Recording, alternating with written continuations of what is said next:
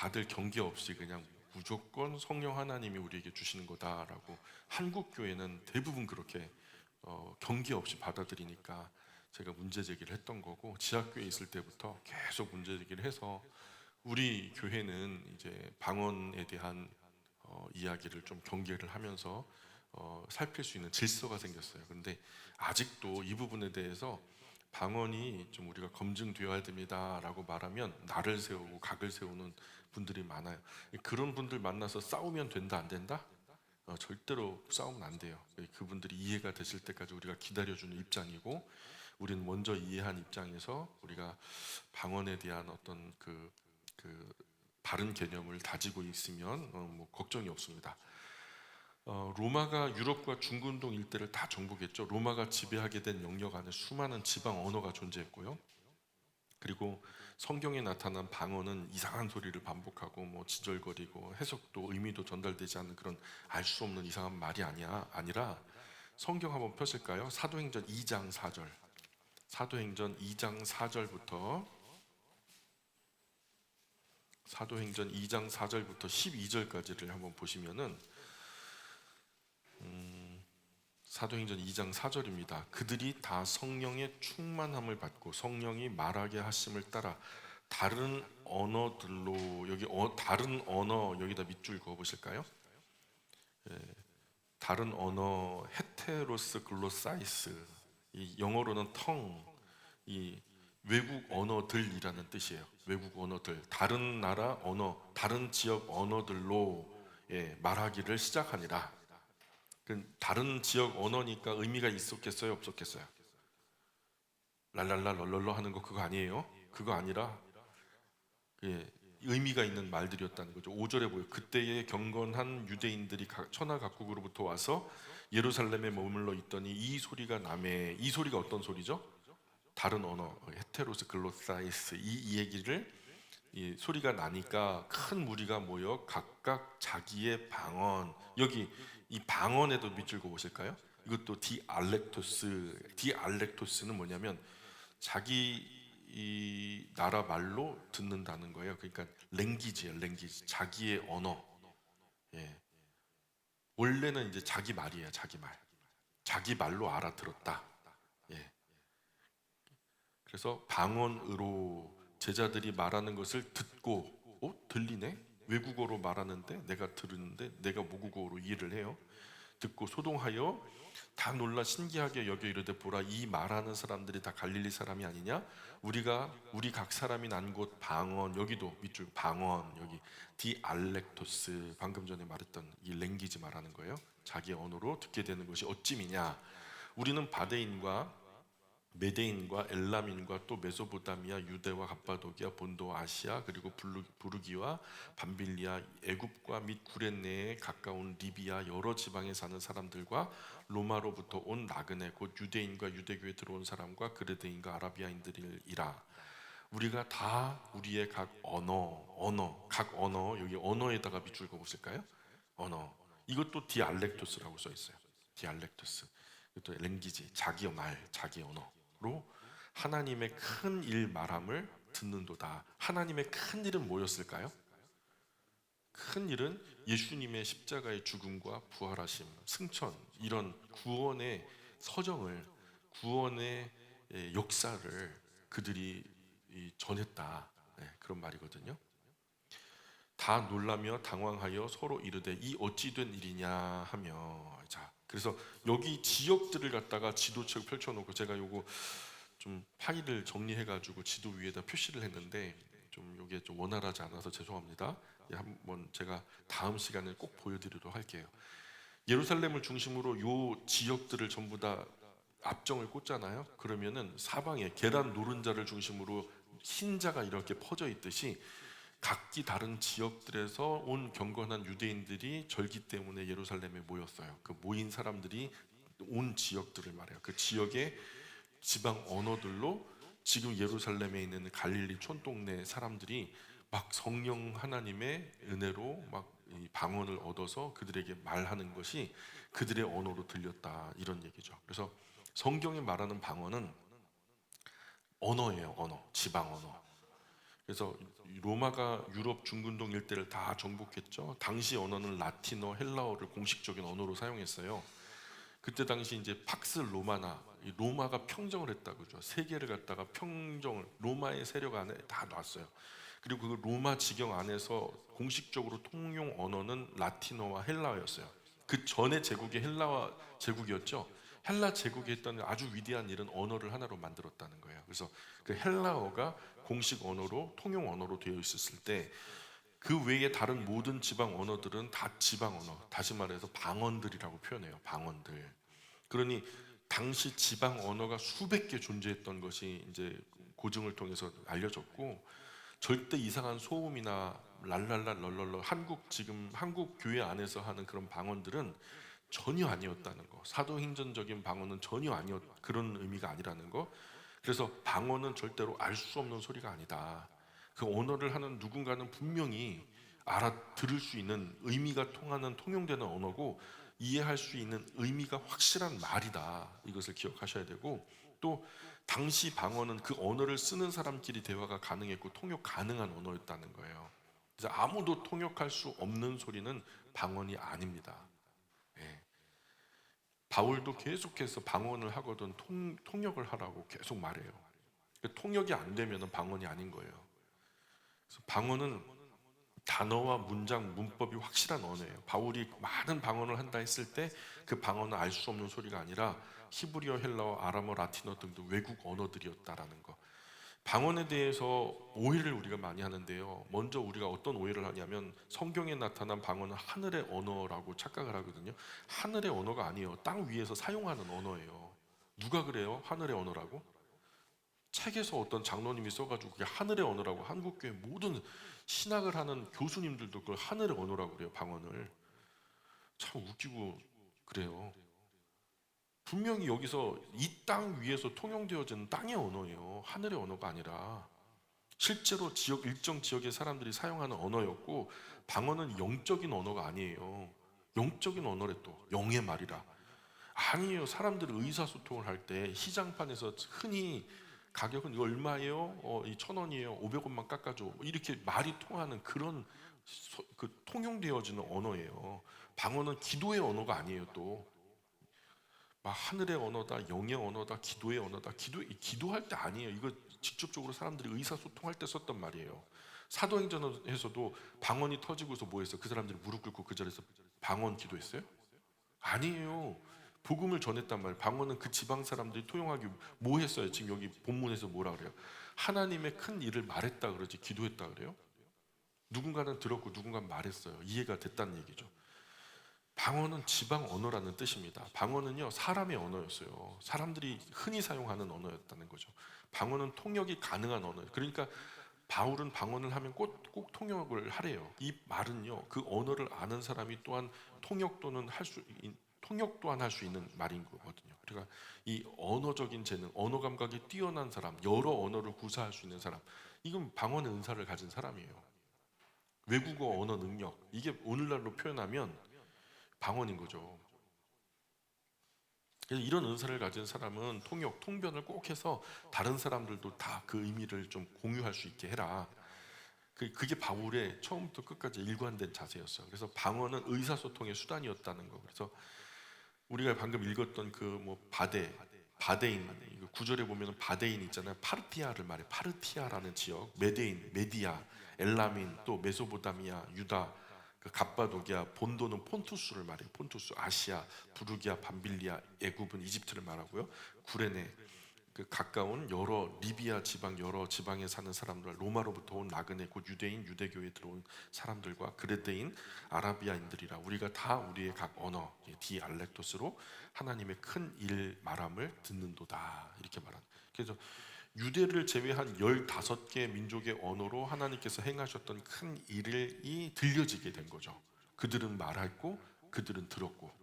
그래서 주로 방언을 말했던 이들이 갈릴리 지방의 예수님 제자들이었는데, 그들이 말을 할 때 그 말을 듣던 사람들이 이제 오순절 절기 예배를 드리기 위해서 먼 곳 각각 살던 그 먼 곳으로부터 몰려온 경건한 유대인들이었다라는 거.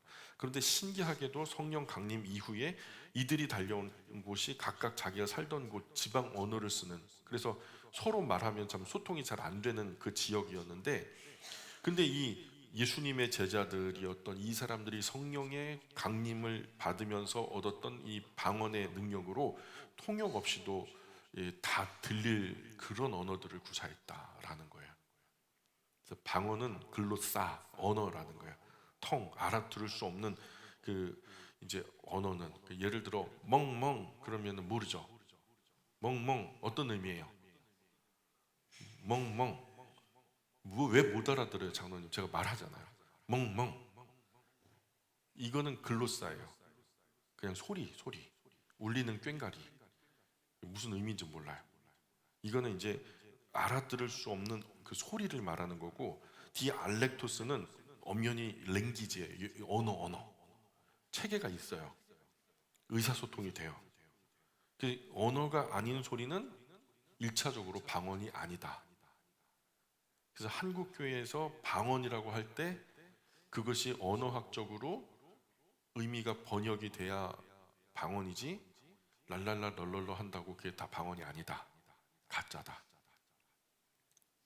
그래서 방언은 지방 언어라는 뜻 외에 다른 어떤 의미도 없어요. 뭐 영적인 언어다, 뭐 하늘에서 언어다, 무슨 기도의 언어다, 다 근거 없는 소리고요. 아무도 알아들을 수 없는 소리는 결코 방언이 아니다. 알아들을 수 없는 사람들의 귀에 그냥 쨍그랑 멍멍 깽깽 이런 거는 전부 다 이 글로싸, 다른 말로 표현되고 있어요. 사도행전 2장 4절에 글로싸라고 표현되면서 이거는 그냥 소리. 근데 알아들을 수 있는 사람의 귀에는 이게 언어, 체계적인 언어로 디알렉토스로 들리는 거죠. 그래서 2장 8절에 보면은 우리 각 사람의 난 곳 방언 디알렉토스로 듣게 되는 것이 어떻게 된 일이야? 글쎄, 나는 영어 공부도 못했는데 영어가 내 귀에 들리네, 의미가 소통이 되네 하면서, 근데 그 영어가 들린다는 게 중요한 게 아니고 내용이 중요한 거죠. 하나님의 큰 일이 이 사람들에게 전해지는 거죠. 복음 전도의 수단이었던 거예요, 사실은 방언은. 10장 보세요. 사도행전 10장 44절. 10장 44절. 10장 44절, 그 고넬료 집안의 방언이 나타나는데요. 자, 44절에 보니까 같이 읽어볼까요? 44, 45, 46절 시작. 베드로가 이 말을 할 때에 성령이 말씀 듣는 모든 사람에게 내려오시니 베드로와 함께 온 할례 받은 신자들이 이방인들에게도 성령 부어 주심으로 말미암아 놀라니 이는 방언을 말하며 하나님 높임을 들음이러라. 자, 이방인들, 이 무할례자라고 표현해요. 유대교인들은 무할례자다, 이스라엘이 아니다, 뭐 이런 뜻인데요. 근데 그 이방인들 무할례자들에게 성령이 부어졌다, 이것은 성령이 부어졌다 이퀄 구원이 임했다라는 말이거든요. 은사는 한 사람에게 나누어 주시면 평생도록 활용할 수 있는 그런 거룩한 뭐 도구가 되는데, 그러나 이 사도행전에 나타난 방언은 평생도록 주어진 것은 아니에요. 사실은 이날 한 번만 임하고 두 번도 일어나지 않아요. 연속성이 없어요. 사도행전에 일어났던 방언의 역사는 예수님께서 약속하셨던 성령 하나님께서 임하셨다라고 하는 표적이었어요. 그분이 임하셨다라는 것을 사인하기 위해서, 확실하게 하기 위해서 이렇게 방언이 임한 건데, 세메이온, 사인이었는데, 요한복음 14장에서 예수님께서 내가 올라가면 성령 하나님이 오신다. 그럼 오셔야죠. 그럼 언제 오셔요? 언제 오셔요?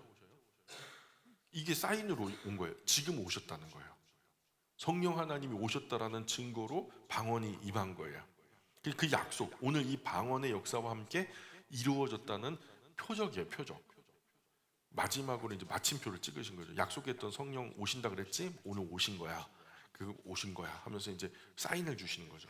이 표적조차도 딱 이날 한 번만 임했고 두 번도 일어나지 않아요. 그리고 그날 이후로는 같은 일이 벌어진 적이 없어요.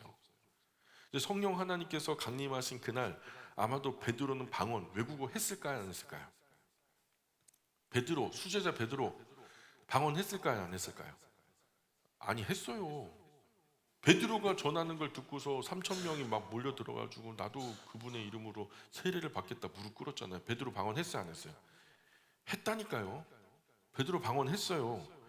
자, 베드로가 방언을 했는데 잘 보세요. 그날 이후에 베드로가 외국어를 할 수 있었어요, 없었어요? 그게 중요하잖아요. 남은 평생 베드로는 외국어를 못했어요. 그래서 그의 설교를 통역할 마가 요한을 대동하고 다녀요. 내가 전하면, 히브리어로 말하면 너는 그 헬라어로 전해야 된다 하면서 마가 요한이 통역을 했단 말이에요. 아니 그럼 만약에 그게 방언이 임하였을 때 그것이 한 번 임했고 지속적으로 있었다면은 통역을 데리고 다닐 이유가 없죠.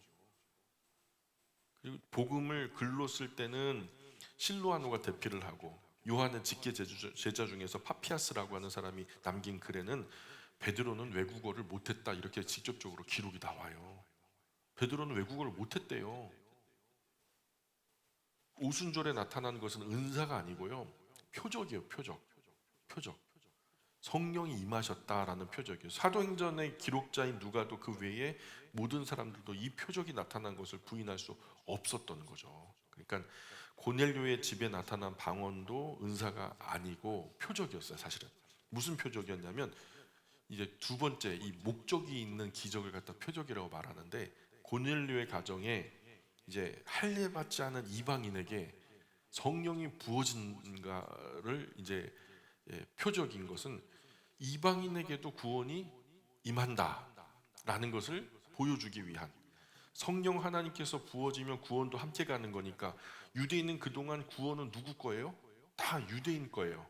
그런데 유대인 것만 아니라 첫 번째 우리가 만났던 2장에 있는 것은 예수님께서 약속하신 성령이 임하셨다라는 것을 사인하기 위해서 온 첫 번째 그거고요. 두 번째는 이제 고넬료의 가정에 부어진 이 방언은요, 이방인에게도 구원이 임했다라는 것을 완전히 사인해 주시는 거예요. 그러니까 유대인들은 선민사상이라고 자기들에게만 구원이 임한다고 했는데, 그런데 그게 아니래요. 오늘 이 사인을 통해서 보니까 오늘 이방인 무할례자들에게도 예수님을 구주와 주님을 영접하는 이들에게는 유대인들과 똑같이 구원의 표적, 세메이온, 증거, 사인이 나타나는 것을 보고 놀라는 거예요. 깜짝 놀라는 거죠. 오순절 표적 천하 각국으로부터 몰려왔다 해도 다 유대인이었거든요. 근데 흩어진 유대인들이라 불리는 디아스포라였어요. 그러니까 그들은 전부 다 이전까지는 성령을 받았다고 하면 유대인들이었단 말이에요. 근데 지금 여기서는 유대인이 아니라 이방인이에요. 가만히 보면 그게 사실 이제 오순절에 나타난 표적만 봐도 15가지 방언으로 나타나는데, 왜 15가지 방언이 나타났을까? 그 언어를 사용하는 모든 이들에게 이 놀라운 소식을 전하라고, 전도하라고. 그래서 늘 말씀드리지만 바벨론 신할 평지에 바벨탑을 이 사람의 이름을 내기 위해서, 사람의 하나님의 약속을 신뢰하지 못하고 우리가 멸망당할까봐, 또 홍수 나서 또 죽임을 당할까봐 무서워 벌벌 떨면서 불순종의 의미로 하늘의 문이라고 하는 이 바벨탑을 쌓을 때, 하늘의 문을 사람이 열어요, 하나님이 열어요? 하나님이 열어주셔야 되는데 사람의 힘으로 열려고, 하나님과 같이 되려고 이 싸가지 없는 사람들이 말이에요, 자기 이름을 내려고 심판을 면하려고 별짓다 하는데 하나님 이걸 가만둬요? 언어를 흩으신 거죠. 근데 흩으셨던 그 언어를 하나님의 뜻, 하나님의 이름을 내고 하나님의 영광을 나타내기 위해서, 하나님의 이 크신 일을 하기 위해서는 언어를 또 모으시거든요. 그것이 이제 증거가 바로 방언으로 나타난 거죠. 그래서 이 15가지 방언, 그 언어를 사용하는 모든 이에게 이 놀라운 소식을 전하라고, 전도하라고, 선교하라고 나타난 표적, 사인이었다는 거죠. 이방인에게도 이제 구원이 있으니 그들에게도 복음을 전해라. 그래도 사람들이 확실할 수 없으니까 아예 이방인 로마 사람 백부장 고넬료의 성령을 부어주셔서, 고넬료 그야말로 이방인 중에 이방인이죠.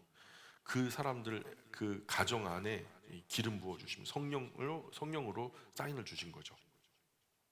예수님의 직계 제자 중에서 가장 대표성을 가지는 베드로가 먼저 확실하게 인식을 해야 되겠고, 그 일을 주도한 것이 베드로잖아요. 그리고 그와 함께 할례 받은 사람들이 입회하에 표적을 본 거예요. 야, 이거 이방인에게도 임하는데?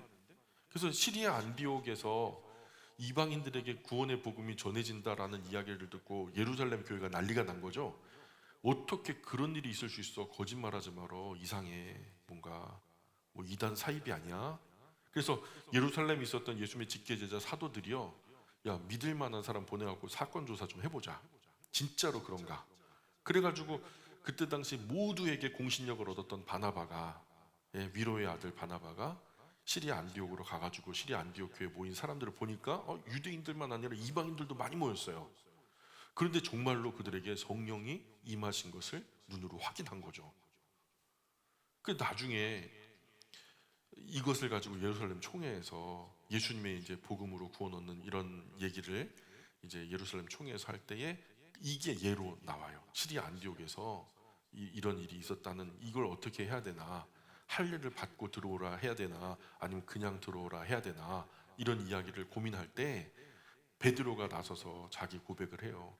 내가 고넬료의 집에 가가지고 주님의 복음을 전하니 그들에게 성령이 임하셨다.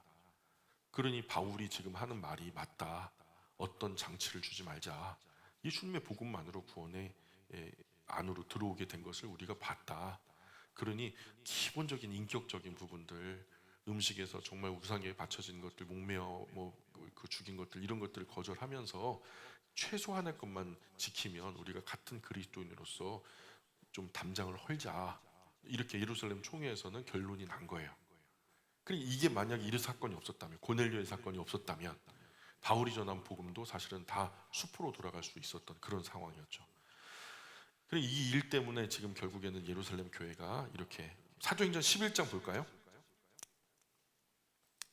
사도행전 11장 1절부터 4절까지, 1절부터 4절까지, 사도행전 11장 1절로 4절 시작. 유대에 있는 사도들과 형제들이 이방인들도 하나님의 말씀을 받았다 함을 들었더니 베드로가 예루살렘에 올라갔을 때에 할례자들이 비난하여 이르되 내가 무할례자의 집에 들어가 함께 먹었다 하니 베드로가 그들에게 이 일을 차례로 설명하여. 자, 우리는 잘 아는 얘기죠. 베드로가 요바에 가서 기도하던 중에 보자기 환상 있죠.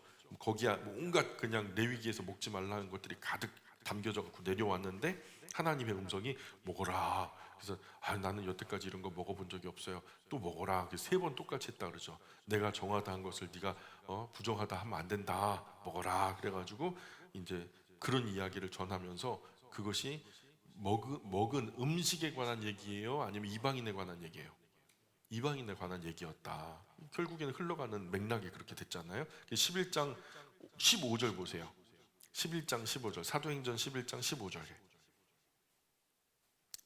내가 말을 시작할 때에 성령이 그들에게 임하시기를 처음 우리에게 하신 것과 같이 하는지라. 내가 주의 말씀에 요한은 물로 세를 베풀었으나 너희는 성령으로 세를 받으리라 하신 것이 생각났노라. 그런즉 하나님이 우리가 주 예수 그리스도를 믿을 때에 주신 것은 것과 같은 선물, 여기다 동그라미 쳐보실래요? 선물, 그냥 선물이에요. 그냥 은사가 아니에요. 이게 헬라어로 도레아라고 써 있는데 은사가 아니라니까요. 우리가 주 예수 그리스도를 믿을 때 주신 것과 같은 선물. 이거 지금 계속 울려요. 뭐가? 도레아, 선물. 그 은사가 아니죠. 은사는 카리스라는 단어가 따로 있어요. 그래서 그 은사, 카리스, 그걸로 쓰였어야 되는데 계속 메아리가 울려요. 간사님, 메아리가 윙윙 울려요. 그래서 여기서는 그냥 선물이에요. 도레아. 그들에게도 주셨으니 내가 누구에게 하나님을 능히 맡겠느냐 하더라. 그들이 누굴까요? 예루살렘 교회 모든 성도들이 이 말을 듣고 잠잠하여 하나님께 영광을 돌려 이르되, 그러면 결국 그렇게 해갖고 깨달은 것이 뭐예요? 이게 결론이죠. 18장 마지막 부분에 그러면 하나님께서 이방인에게 생명 얻는 회개를 주셔도다. 이게 결론이에요. 그죠? 결론은 유대인들에게 임하는 구원이 이방인에게도 임했다는 것을 인정한 결론이에요. 19장 한번 볼까요? 19장 5절, 사도행전 19장 5절에도 그들이 듣고 주 예수의 이름으로 세례를 받으니 바울이 그들에게 안수하며 성령이 그들에게 임하심으로 방언도 하고 예언도 하니 모두 12사람쯤 되니라. 이 방언, 여기다 밑줄 한번 보실래요? 방언, 이것도 디알렉토스, 랭귀지, 언어라는 말이에요. 똑같은 의미죠. 다 똑같아요. 지금 앞서 첫 번째 나타난 것은 예수님이 약속하신 성령이 임했다라고 하는 세메이온, 두 번째는 이방인에게도 구원이 임했다라는 세메이온, 세 번째 바울에게 임했던 이 기적은 바울은 사도가 맞다. 사도에게만 주어졌던 방언의 은사가, 사도를 통해서만 주어졌던 방언의 은사가 바울에게도 나타났으니 바울은 이방인의 구원을 위하여 택한 나의 그릇, 예수님의 그릇이라는 거, 하나님의 도구라는 것이 확실히 확증되어지는 세메이온이었다는 거죠. 그러니까 이런 것, 그래서 이런 사건, 앞서 우리가 살펴본 이 세 번의 사건은 전부 다 은사가 아니에요. 다 표적이에요, 표적. 은사가 아니에요, 표적이에요. 사인이에요. 다 세 번 다 외국 언어였어요. 세 번 다 일회적인 사건들이었다고요. 바울은 방언 말고 더 큰 은사를 사모하라고 권면해요. 로마서 12장 7절 볼까요? 로마서 12장 7절.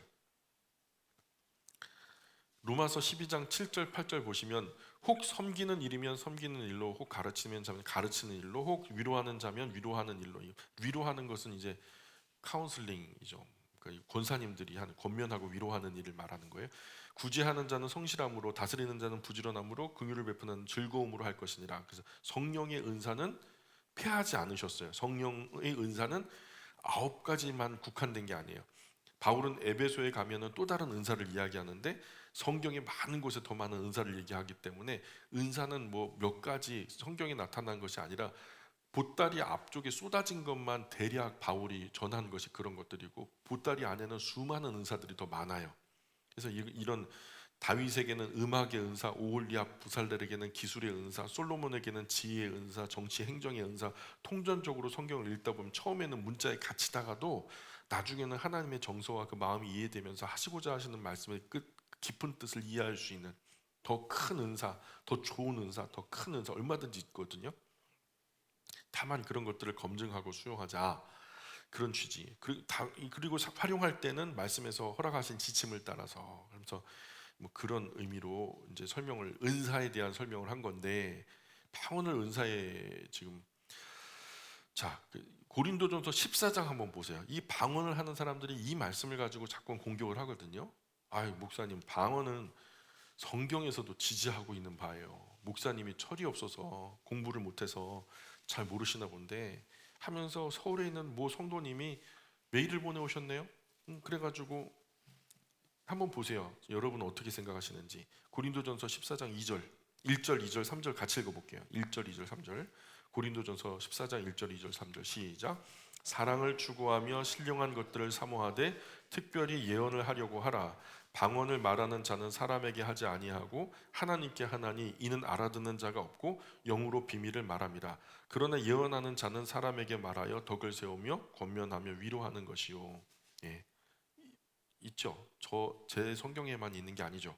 자, 이것은 방언의 은사의 정당성을 뭐 준다. 이거는 뭐 영으로 비밀을 말하는 거야. 이게 방언이야. 이 좋은 거를 왜 못하게 해? 목사님 뭔가 공부 못해갖고 이런 걸 못 흘리셨나 본데? 막 그러면서 이제 비아냥거리는데, 이 번역은요, 방언을 적극적으로 권면하는 것 같이 오역이 됐어요. 그러나 헬라어 문장 안에서 보면 정확하게 다시 한번 번역해 보면 2절 첫머리에 뭐라고 써 있냐? 왜냐하면이 써 있어요.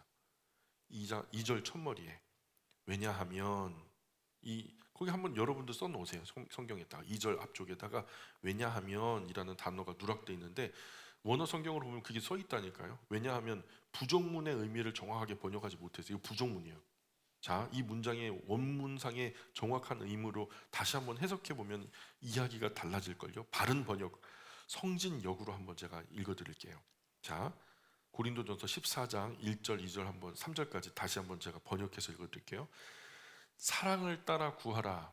신령한 것을 사모하되 특별히 예언을 하려고 하라. 가로 열고 방언 말고.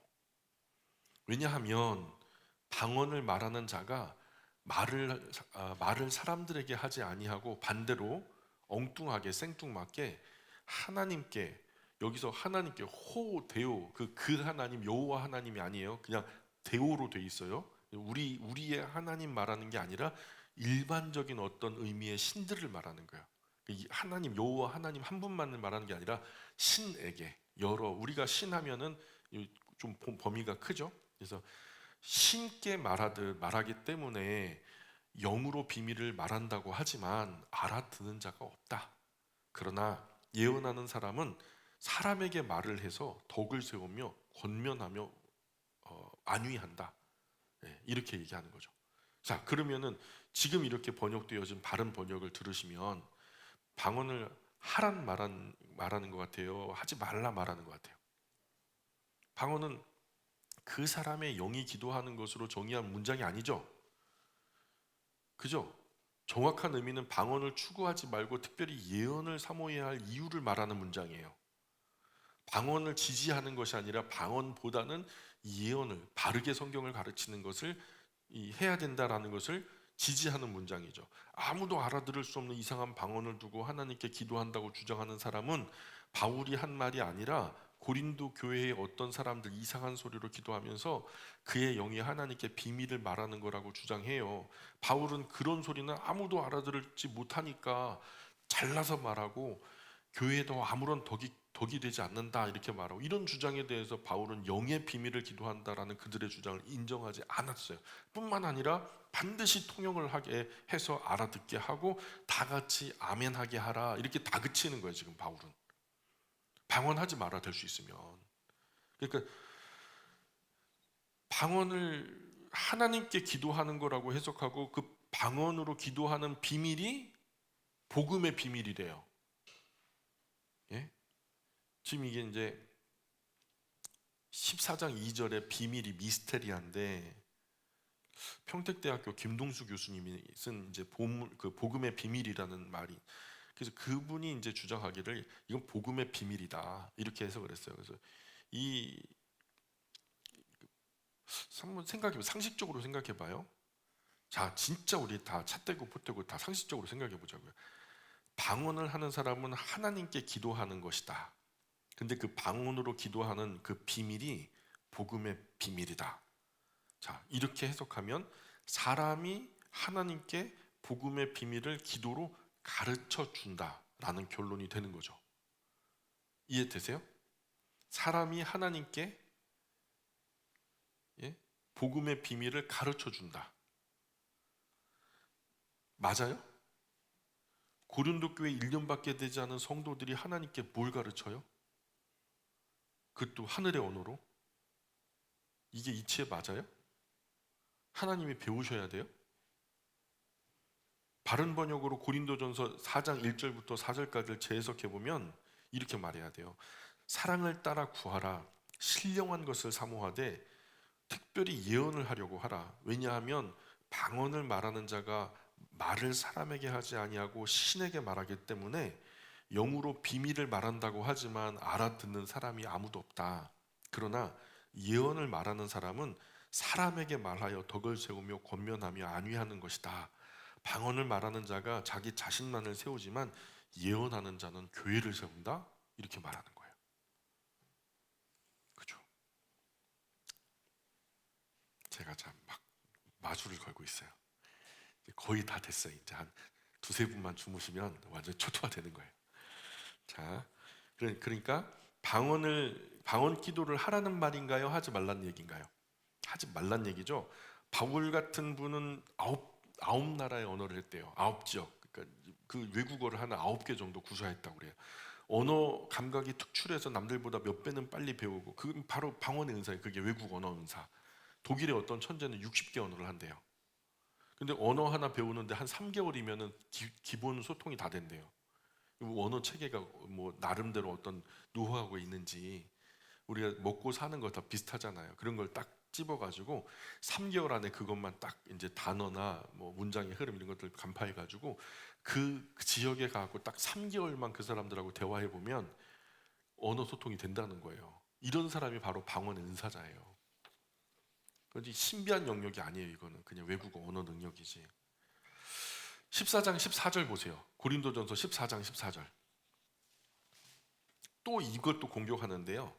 내가 만일, 같이 읽어볼게요. 예.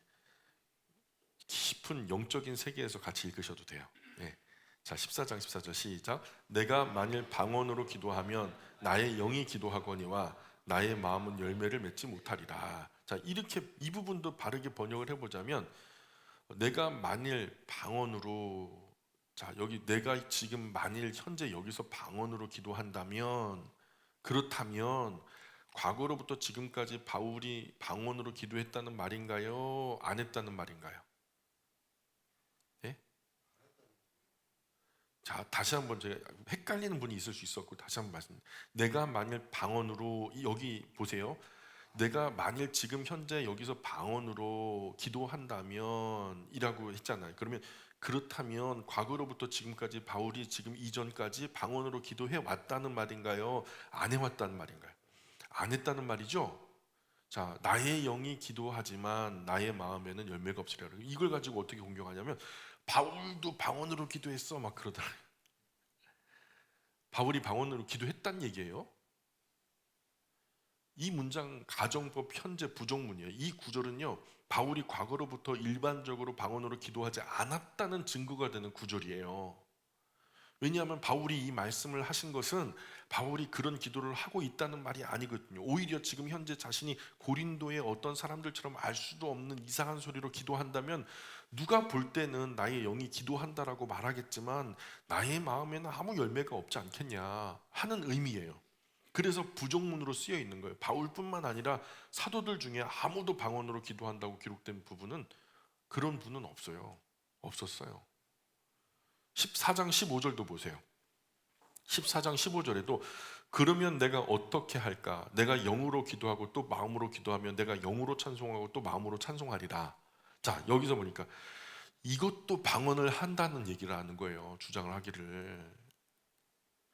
근데 이걸 바르게 번역하면 14장 15절 보세요. 그러면 무엇인가? 내가 영으로 기도해야 할 것이고 또 마음으로 기도해야 될 것이며 내가 영으로 찬송해야 할 것이고 또 마음으로 찬송해야 될 것 아닌가? 기도해야 할 것이고 찬송해야 할 것이다. 가정법 미래형이에요. 그렇게 했다는 게 아니라 이 말은 바울이 그렇게 하겠다라고 말씀하는 게 아니라 그렇게 번거롭게라도 해야 하지 않겠는가 하고 반문하는 의문문으로 시작된 문장이죠. 강한 불만을 품은 의문문이에요. 왜 이렇게 해야 되는 건데? 왜 꼭 그렇게 해야 되는 건데? What is it then? 왜? 뭐 때문에? 그럴 필요가 있어? 그럴 필요가 없다는 거야. 이 말의 결론은 그거거든요. 14장 18절. 14장 18절. 지금 방언 전문가들이 방언을 지지하는 문장을 하나하나 다 찝어가지고 오히려 역공을 하는 거예요. 제가 그거 다 아니라고요. 거짓말이라고요.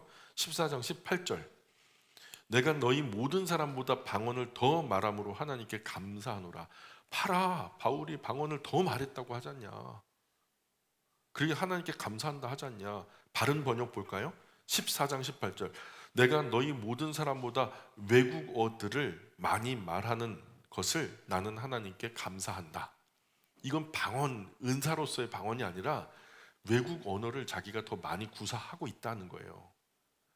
이 방언, 그 다음에 이어지는 말이 뭐냐면 다음에 이어지는 말이 내가 너희들보다 외국어를 더 많이 할 줄 알지만 그래도 교회에서는 알아들을 수 있는 5마디 말로 하는 것이 1만 마디 방언보다 낫다? 맞아요? 그 다음 절을 보시라고요. 예?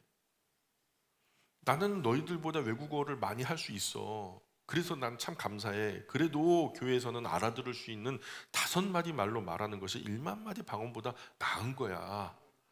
이 흐름을 연결해서 읽어보면은 이 방언을 부정하는 말이지 방언을 하자는 말이 아니거든요.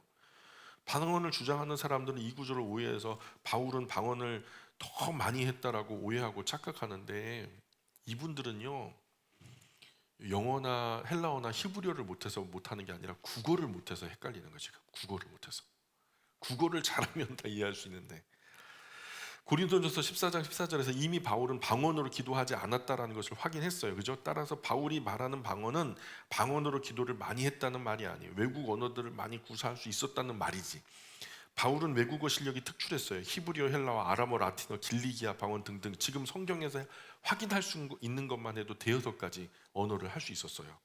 그런 언어의 능력자였어요. 또 보세요. 14장 39절 고린도전서 14장 39절 고린도전서 14장 39절. 자, 같이 읽어볼게요. 시작. 그러므로 나의 형제들아 예언 말하기를 사모하며 외국 언어를 말하는 것을 금하지는 말라. 자, 여기서 방언, 외국 언어, 이건 방언 기도와는 다른 말이에요. 바울은 앞에서 이미 방언 기도 문제는 이미 이제 반드시 통역을 하라고 지시를 했고, 때문에 여기서 이 말씀을 하는 것은 고린도 교회에 오는 사람들이 주고받는 언어에 있어서 외국인들과 대화할 때 그들이 하는 외국어까지 금하는 것은 안 된다. 그들이 뭐 그들의 말로서 하는데 왜 그런 것들을 막냐? 여기서 말하는 것은 방언 기도가 아니에요. 이 구절의 바른 의미는 방언 기도하기를 금하지 말라는 의미가 아니라, 즉 방언 외국어 말하기를 금하지 말라. 고린도라고 하는 도시가 수많은 외국 사람들이 엉켜 사는 곳인데, 왜냐하면 국제 도시거든요. 외국에 많은 사람들이 왕래하는 상업 도시고, 이 기도하는 것은 프로시코마이라고 말하는 것을 랄레이라는 걸 완전히 구별된 다른 말이에요. 전혀 달라요. 그래서 개역 한글판 성경에서는 고린도전서 14장 40절에 이렇게 말해요. 고린도전서 14장 40절에 모든 것을 적당히 하고 질서대로 해라, 이렇게 번역하는데요. 개역 개정판 성경에서는 똑같은 문장을요, 모든 것을 품위 있게 하고 질서 있게 하라, 이렇게 말해요. 그래서 방언 지나치게 하지 않고 적당하게 하면 된다라는 것처럼 이제 번역되고, 그러나 정확한 의미는 무슨 일을 하든지 하나님께 영광이 되도록 품위 있게 해라. 교회의 품위를 떨어지게 하는 일을 하지 말아야 된다. 개역 개정판에서 이 부분이 바로잡혀서 다행이에요. 현대교회 하는 일 중에서 집단으로 방언하는 교회 품위 심각하게 훼손하는 행위들이 많잖아요. 참 방언을 이렇게 지지하는 분들이 늘 하는 말이, 방언으로 기도하면 두세 시간은 기도를 쉽게 한대요. 두세 시간이 아니라 밤새도록 할 수는 있는데 그 기도는 아닌 거죠. 그거 악한 영이 주는 거예요. 힌두교에서 미국의 선교사가 우리도 저런 거가 사인으로 임하면 얼마나 좋을까, 쿤달리니 영성가, 그 힌두교 안에 분파인데 거기서 막 랄랄라 널널러 하면서 막 공중에 방방방방 뜨고 막 진동이 오고 막, 그러니까 야, 저들에게는 진짜 신이 임했네, 신 접했네, 우리도 그걸 해볼까. 그래서 미국에 와가지고 그걸 한 거. 우리에게도 그 영을 주십시오. 그 영이 무슨 영이에요? 예수님의 영이에요? 다른 영이에요? 다른 영. 막 달라 그랬더니 그게 임했어 진짜. 그리고 랄랄라 럴럴러 막 그러면서 간호사가 이제 먼저 그걸 하기 시작했고, 막 그러면서 중국어 방언이 임했네, 뭐 인도 방언이 임했네. 그래서 인도 사람 데려다가 번역해 보니까 우리 언어가 아니래. 중국 사람 데려다가 번역해 보니까 우리 언어가 아니래. 그럼 알 수 없는 하늘의 언어인가 보다. 그래가지고 거기서 막 몇 주 몇 달 동안 계속 집회가 이루어지는 가운데 역사가 벌어지니까, 막 뭐 낫는지 안 낫는지 모르지만 막 병이 낫대요. 막 그러면서 거기서 막 역사가 벌어지니까 오순절 마가의 다락방에 임했던 그 역사가 벌어졌다. 그래서 오순절 주의라고 하는 거예요. 오순절 주의에 그 방언을 임하게 했던 존재가 바로 사도들이었잖아요. 그러니까 오늘도 새로운 오순절이 신오순절파가 시작됐다. 그리고 그때 사도들에게 임했던 것처럼 지금도 사도들에게 임하는데, 지금은 이제 신사도다. 그래서 신사도주의, 오순절파. 그래서 거기서부터 이제 방언이 시작된 거예요. 그 불과 수십 년밖에 안 됐어요. 한 3, 40년밖에 안 됐어요. 그래서 그거를 외국에서 보고 온 목회자들이 한 사람 두 사람씩 떠들고 다니기 시작하더니, 아, 한국에서 제일 큰 교회 목사님이라고 하는 조영규 목사님이 그걸 갖다 가지고 왔네.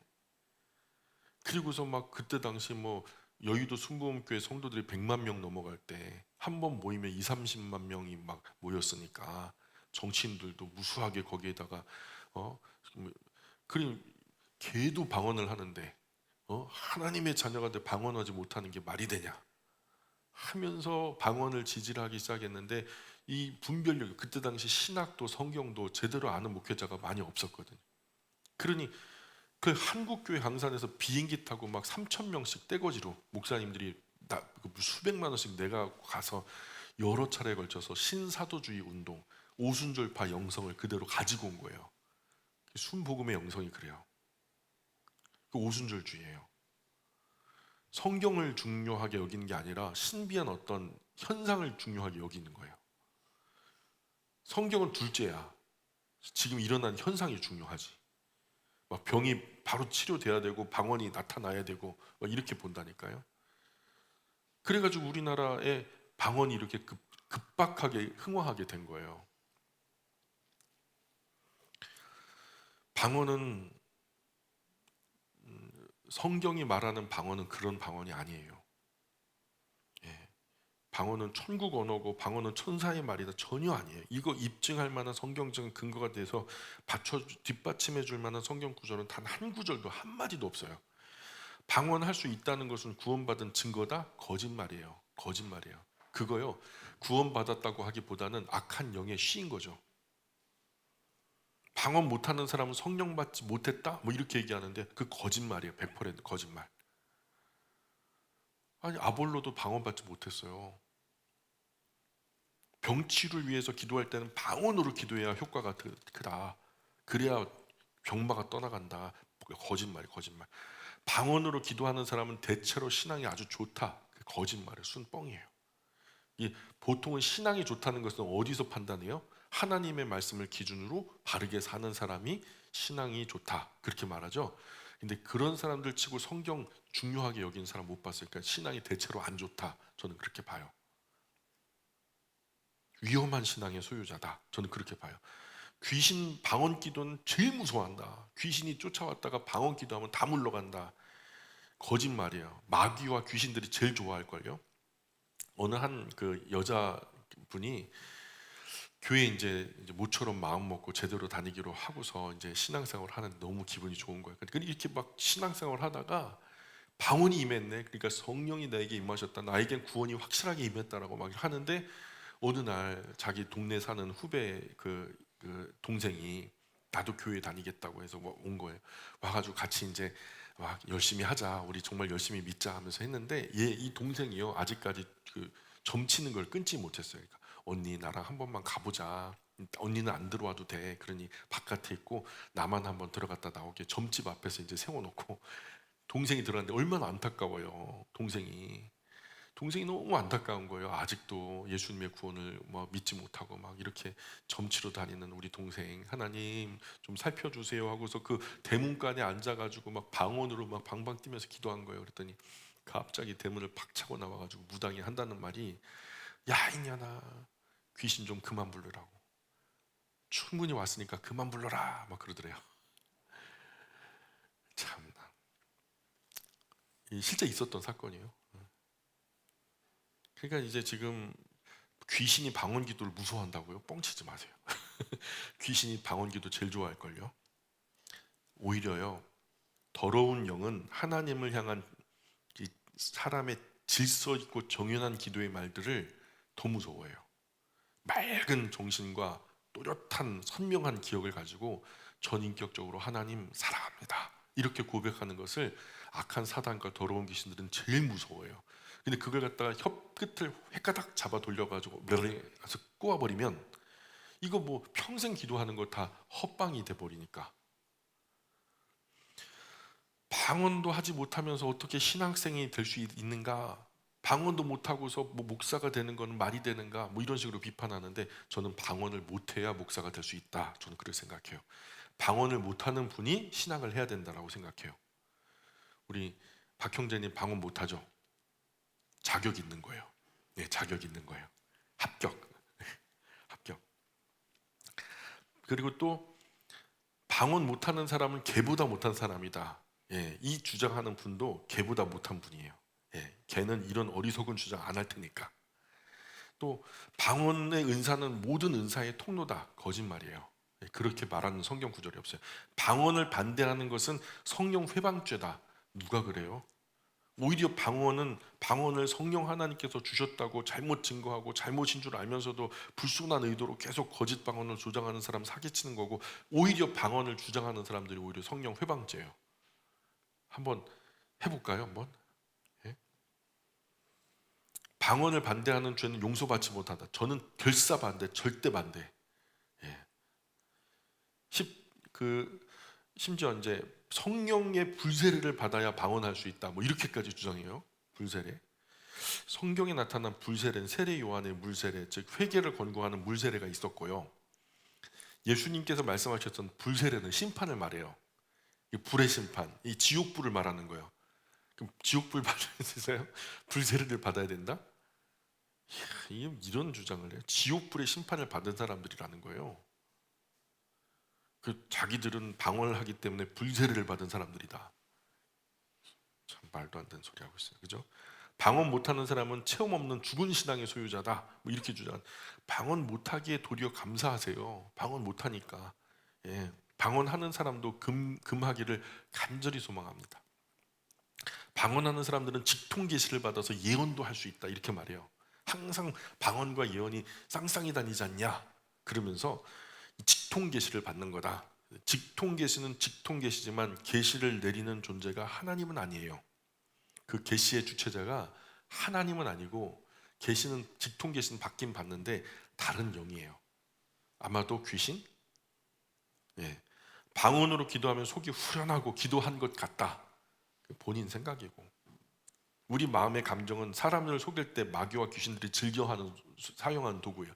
속이 아주 시원하게 울게 하던가, 아주 속이 시원하게 웃게 하던가. 그래서 오늘 예배 제대로 드린 것 같아. 그 속임수예요. 예. 그 주안점이 우리에게 있는 거죠. 그건 아니에요. 신앙생활은 감정과 다르게 하나님 말씀의 진리를 따라 의지적으로 결단하고 가는 거예요. 그건 감정은 뒤따라오는 거고. 방언으로 기도하는 사람은 체험적인 신앙이다. 거짓말이고요. 방언 말하는 사람은 뜨거운 신앙 가진 사람은 뜨거운 잘못된 신앙 가진 사람이죠. 열심히 달리긴 하는데 반대 방향으로 달리니까요. 방언으로 기도하면 신앙생활 담대해진다. 잘못된 신앙생활 담대해지는 거죠. 방언으로 기도하면 깊이 기도할 수 있다. 뭐 깊은 기도가 있어요? 얕은 기도가 있나요? 그러면 누가 정해요 그거? 진심이 담긴 언어로 하나님께 예의 있게 질서 있게 정연하게 인격적으로 기도하면 좋은 거죠. 뭐 깊은 기도가 있고 얕은 기도가 있어요? 그럼 말도 안 되는 말을 누가 만들어요? 방언으로 기도하면 황홀경을 느낄 수 있다. 귀신 접하는 거예요. 귀신 들리는 거라고. 자, 잘 보세요. 그 한 끗 차이거든요. 오늘 낮에도 우리가 말씀 나눴죠. 우리가 지난주에는 천국문을 열어 제끼려면, 우리의 죽음으로 천국문을 열어 제끼려면, 또 하나님의 마음에 새겨진 의미 있는 내 이름이 그분의 입술을 통해서 불려지려고 한다면 우리는 뭘 해야 된다고요? 예수님을 나의 구주로 믿어. 그분을 내 마음에 영접한다고요. 예수님은 하나님이시죠. 하나님은 신이시죠. 신이 내 안에 들어와요. 신접하는 거죠. 근데 이 신은요, 귀신이 아니고 성신이에요. 거룩한 영이에요. 내 안에 오셔요. 이분은 구원의 능력이 있어요. 우리를 옳은 곳, 바른 곳, 선한 곳, 영원한 곳으로 인도하실 수 있는 길과 진리, 생명 되신 분이세요. 똑같은 의미로 신을 영접하는데 그들은 어떤 신을 영접해요? 귀신을 영접하는 거예요. 신접하는 거. 성신을 영접하느냐 귀신을 영접하느냐의 차이라니까요. 그러니까 귀신과 접하는 것은 더러운 거예요. 항상 성경은 더러운 귀신, 영, 악한 영, 다른 영에게는 악한 영. 그래서 기도하면, 방언으로 기도하면 황홀경을 느낄 수 있다? 그 딱 이제 지금 무당에게 가셔야 돼요. 무당에게 가시면요, 신내림 받잖아요. 그 사람들이 하는 말과 똑같아요. 하시는 말들이. 쾌락의 기쁨도 다양하지만 이런 종류의 더러운 기쁨은 거절해야 돼요. 이상의 것들이 방언 장사꾼들이 매뉴얼처럼 주장하는 것들이에요. 이런 더러운 방언 받으려고 소리 지르고 땅 구르고 밤을 새고 산에 올라가 소나무 뿌리 뽑고 하루 종일 랄랄라 럴럴러 연습하고 귀신 들어가기 딱 좋게 우리를 갖다가 엉망으로 만들어버려. 피곤해 죽을 것 같은 눈 이만큼 하고 나도 모르겠어 아무거나 와요 막 그럴 때 아무거나 오는 거죠. 고린도 교회 방언이 거짓 사도들이 전한 거짓 방언으로 드러나게 된 후로는 방언 같은 표적이나 은사는 다시는 나타나지 않았어요. 로마서 1장 11절에 로마에 가서 무슨 신령한 은사를 나눠주고 싶다고 하였지만은 12장 이제 6절 8절에 보면은 은사의 목록에 방언은 제외되고 있어요.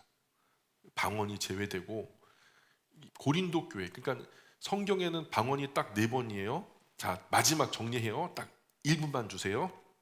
1분만 눈을 떠주실래요? 방언이 딱 4번이에요.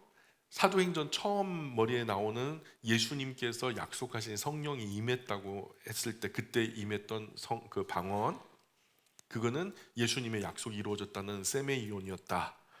두 번째는 고넬료의 집에 가서 복음을 전했을 때 고넬료의 가정에 임했던 방언, 그 이방인에게도 구원이 임했다라고 하는 세메이온.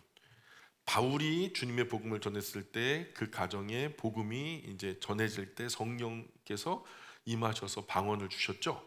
그것 또한 이게 바울의 사도권이 입증되어지는, 바울이 예수님의 손에 붙들린 이방인을 구원하기 위한 나의 택한 그릇이라는 것을 입증하기 위한 세메이온. 네 번째, 고린도에서 임했던 방언, 이것은 가짜 다른 영, 거짓 예수, 예수를 저주할 자라고 부르던 유대로부터 가만히 들어온 어떤 사람들, 어떤 악한 사람들에 의해서 조장되어진 잘못된 방언, 교회를 오히려 훼손하고 흩고 질서를 망가뜨리고 목회자에게 도전하고 하나된 것을 나누고 찢고 부수고 하는 파괴적인 방언. 그래서 앞선 세 개는 하나님께서 주셨던 세메인으로서 목적이 있는 분명한 방언이 맞는데, 이건 은사가 아니에요. 이 표적이 맞는데, 네 번째 고린도의 방언은 가짜 방언. 근데 지금 굳이 한국 교회가 이 미국 교회를 통해서 수입해 가지고 쓰고 있는 이 방언이라는 것이 네 번째 고린도 방언과 크게 다르지 않다. 사실 이거 기원으로 찾아보면 힌두교 쿤달리니 영성, 아마 방언하는 분들은요 지금 힌두교에 가가지고 인도에 가서 쿤달리니 영성가들이 예배드리는 현장에 가가지고 딱 예배를 드리면 마음이 되게 평안하실 거예요. 왜냐하면 지금 그 영이 그 영이거든요. 절대 하나님의 영은 아니에요. 방언은 해야 된다, 안 해야 된다? 안 해야 된다. 방언 기도, 방언 기도. 외국 언어는 해도 돼요. 근데 방언 기도는 안 된다. 그거 하나 아시면 돼요. 네. 어렵지 않죠? 예, 혹시라도 질문 있으면 조용히 마음에 간직해 주시고요. 기도하겠습니다. 귀하신 하나님, 천만 번 저희가 조심하고 조심한다 하지만 늘 실수하고 넘어집니다. 그러나 성경을 저희가 손에서 놓지 않고 늘 고민하는 자세로 이 험한 혼란한 세상 속에 하나님의 바른 길을 좇고자 하는 그런 마음으로 다시 한번 주님 말씀 앞에 섭니다. 혼란되어진 이 세상 속에 바른 영성을 가지고 하나님이 기뻐하시는 옳은 신앙의 길을 걸어갈 수 있도록 저희에게 성령 하나님 기름 부어 주옵소서. 그래서 하나님 온 세상이 다 그렇게 떠든다고 해서 그 길을 갖는 것이 아니라 하나님의 말씀 그 진리가 가리키는 방향으로 저희가 주님과 함께 동행하는 복된 하나님의 자녀들 되었으면 좋겠습니다. 또 한 주간의 삶을 주님께 의지합니다. 하나님 홀로 영광 받아 주옵소서. 감사하며 예수님 거룩하신 이름 의지하여 기도합니다. 아멘.